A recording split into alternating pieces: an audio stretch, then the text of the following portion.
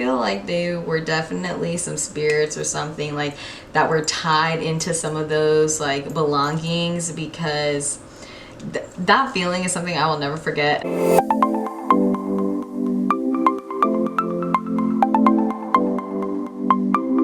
Hey y'all, what's up? Welcome back to my channel. For those of y'all that don't know, my name is Brenda, and for today, I don't know why the fuck I laughed like that. I'm so fucking ugly. So sorry. For today's video, I'm gonna be telling you guys about the time that I went to what I thought was a death museum, but as you guys will find out, it was not. Before I get into today's video, please make sure you go ahead and subscribe because it would mean the world to me. Also, don't forget to leave a like or comment down below letting me know what you think of today's video. And yeah, with that being said, let's go ahead and just jump in. It takes place last year. I was just scrolling on Twitter one day and I saw this like death museum go viral that was here in Houston. It wasn't too far from where I stay, so I was like, all right, like I want to go, this looks cool, because what I got from it was that it was kind of like the Death Museum in LA. And for those of you guys that don't know, the Death Museum in LA is kind of more towards like serial killers and like what they did and just facts about like their cases and like just things like that. Whereas where we were going later on, I found out, was actually the National Museum of Funeral History, something like that. And I didn't know that at the time, so I'm thinking it's like the Death Museum, something like LA. So I was like, all right. I asked my boyfriend if he wanted to go, and he said he'd take me. So we decided to go one weekend, and as soon as we get there, like, I don't know, it looked like a public library, honestly, but as soon as you walk through the doors, you automatically just get this really like heavy feeling, like spiritually. It kind of felt like it was like hard to breathe. Like it was just, that's how like heavy it felt like as soon as you walked in. We walk up to the counter, we get our tickets. We come to find out that one of the exhibits was like under construction or something. So the lady had given us 2 free passes to come back later on, like, I don't know. So after you like buy the ticket and stuff, you like have to go through this like thing, and then you're able to actually walk into the museum and look at all of like the artifacts and things like that. Mainly what they had, like as soon as you walked in, I don't know if it's still set up like this or not, but as soon as you walked in, they had like a bunch of different hearses from like different periods of time in the 1900s and I guess other centuries. They had like all kind of like an evolution of the different models. Like, would you call caskets models? Like hers? Okay, I don't know, whatever. But like they had different kinds all throughout, and we were just like walking through the museum. We were looking at those, and like it wasn't full at all. There were maybe like 2-3 other people like roaming around the museum, you know, but like it felt so just like weird in there.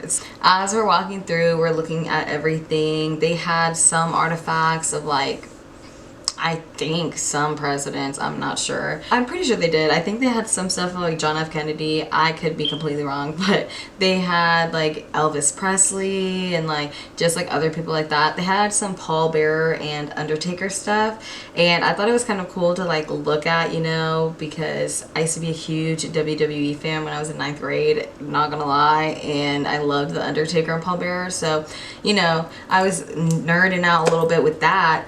But like, I don't know, it wasn't until we got to the like religious, like they had like this like Catholic like Pope section. I don't know why, like looking back, why they had this section, but like it was basically like the entire museum was really like open, and then they had this like room kind of that you would walk in for like the Catholic religious stuff. And so as soon as we walked in there, like no one else was in that exhibit, because like I said, there were only like 2 other people like in there actually like looking around and stuff. And so my boyfriend and I were the only people that went into this exhibit at the time.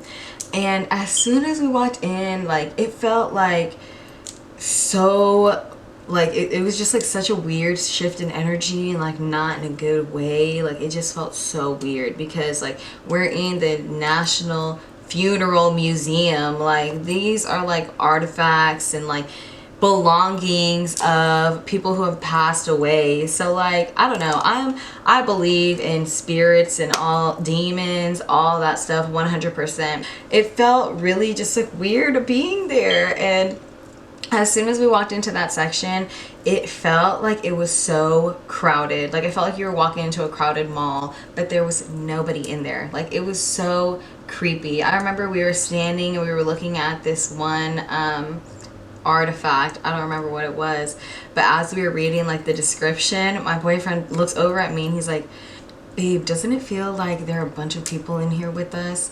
And I was like, okay, we gotta leave, because I felt like that too. I just didn't want to say anything, and the fact that you said that and confirmed that you feel what I feel, like, we gotta get out of here. Like, we should not be here. This, like, no, I can't do it. I can't. It's too creepy. Too creepy. After that, like, we were in there for like a little bit, but then we were like, nah, like, let's just leave. Like, we were not there for long. We were maybe there for like 45 minutes. I don't know, that was a long time, but I felt like it wasn't really a long time at all.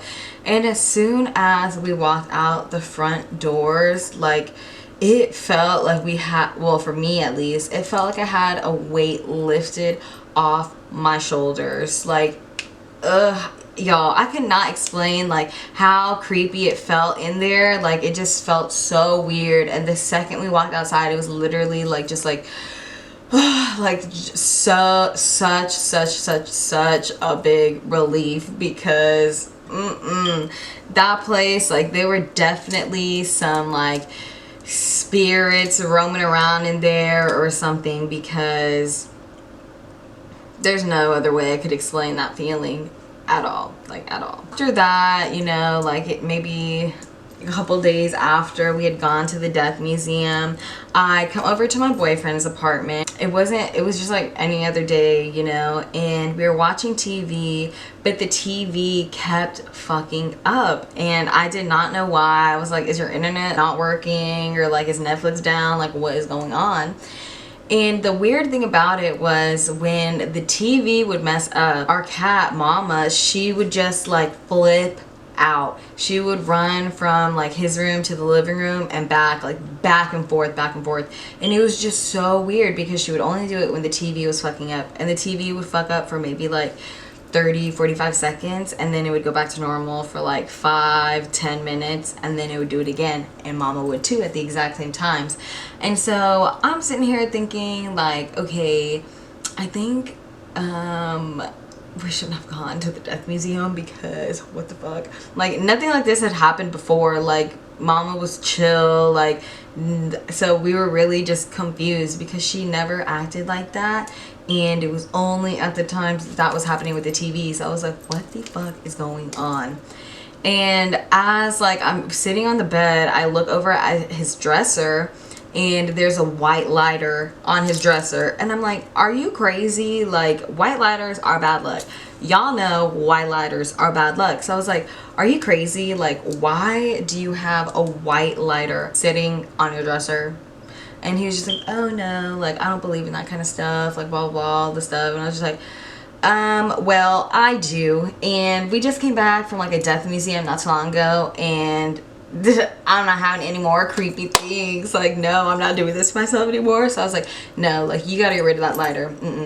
And as we're like talking about this, you know, like the TV was fucking up, the cat was acting weird, and so he's just like, okay, whatever. So like he grabs the lighter and opens his balcony and like sets it outside on the balcony, and he did not litter, he didn't throw it off the balcony, he just, you know, set it outside the balcony, and he closed the door. And as soon as he did that, everything stopped. Like the TV went back to normal, Mama was fine, everything was cool, and that freaked me out even more. I was hoping that like doing that, it was still like it would still happen, because then that meant that like, I don't know, but it just freaked me out even more, because it just confirmed for me that white lighters are bad luck.